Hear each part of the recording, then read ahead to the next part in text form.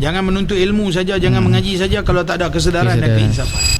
Amalan pembuka rezeki yang pertama iaitulah taqwa. Saya ada satu formula taqwa nama dia. Kita panggil formula dia formula 5 jari. Formula 5 jari ni yang kita nak capai ini. Maka ini nama dia taqwa. Untuk nak dapatkan taqwa ni kita kena ada 4 ni. Pertama kena ada ilmu.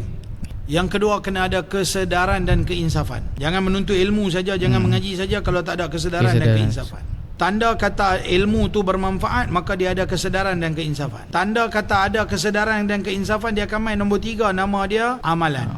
Tanda amalan itu diterima oleh Allah, dia akan menghasilkan iman. Iman yang banyak tu akan menghasilkan taqwa. Sebab tu kalau kita tengok jari kita ni pun ada bertingkat-tingkat Tuhan cipta. Kita nisbahkan ini berarti menuntut ilmu ada tingkatannya.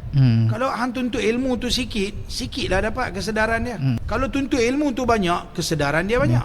Kalau tuntut ilmu tu maksimum, kesedaran dia maksimum. Apabila kesedaran maksimum, maka dia akan menghasilkan amalan yang maksimum dan akan menghasilkan iman juga yang meningkat yang maksimum. Sebab dalam Islam kita ada akidah Ahlussunnah wal Jamaah yang mengatakan iman itu berkurang dan bertambah. Iman kurang apabila amalan kurang.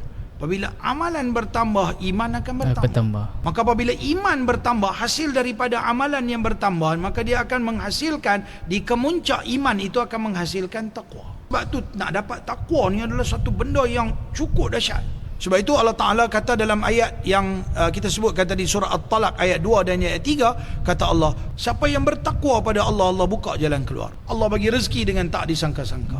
Maka seluruh hidup kita perlu digemblengkan untuk menghasilkan amalan-amalan, ilmu, pengetahuan, kesedaran, keinsafan dan amalan yang nantinya semua tu akan menghasilkan satu takwa yang begitu hebat.